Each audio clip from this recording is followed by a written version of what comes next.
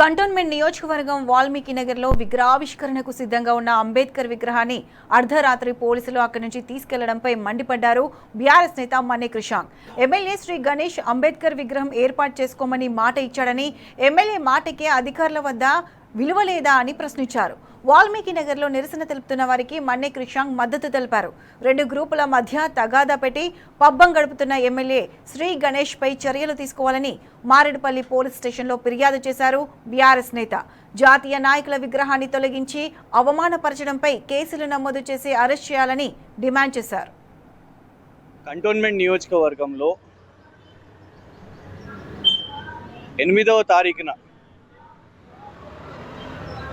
స్థానిక కాంగ్రెస్ ఎమ్మెల్యే శ్రీ గణేష్ గారి అనుమతితో అక్కడ వాల్మీకి నగర్లో అక్కడ స్థానికులు, కొంత కాంగ్రెస్ నాయకులు, మిగతా స్థానికులు అందరు కలిసి అక్కడ బాబాసాహెబ్ అంబేద్కర్ గారి విగ్రహాన్ని ఏర్పాటు చేయడం జరిగింది. ఎమ్మెల్యే గారు అనుమతి ఇచ్చారు కదా, ఇక్కడ విగ్రహం పెట్టుకోవచ్చు అని పాపం వాళ్ళు నమ్మి విగ్రహాన్ని పెట్టుకున్న తర్వాత అదే రోజు అర్ధరాత్రి ఇక్కడ కాంగ్రెస్ ఎమ్మెల్యే గారు అనుమతిస్తారు. ఇమీడియట్గా కాంగ్రెస్ ప్రభుత్వం మరి 50 మంది పోలీసులను పెట్టి జేసీబీ పెట్టి అర్ధరాత్రి 2 గంటలకు అక్కడికి వెళ్ళి బాబాసాహెబ్ అంబేద్కర్ గారి విగ్రహాన్ని మాయం చేసేస్తారు. డబుల్ స్టాండర్డ్స్ కాదా ఇది? ఎమ్మెల్యే గారు వాళ్ళే అనుమతి ఇస్తున్నాము అని చెప్పి ఇవాళ ఆ విగ్రహం ఏర్పాటు చేసిన తర్వాత మళ్ళీ రాత్రికి రాత్రి అక్కడి నుంచి విగ్రహం తీసేస్తారు. ఇవాళ ఏం జరుగుతున్నది? అక్కడ ఉన్న ఇతర స్థానికులు మళ్ళా మిగతా కులాలకు చెందిన వాళ్ళు మాకు అక్కడ పార్కింగ్కి ఇబ్బంది అవుతుందని కొందరు, మాకు అక్కడ ఛత్రపతి శివాజీ మహారాజ్ గారి విగ్రహం కావాలని ఇంకొందరు.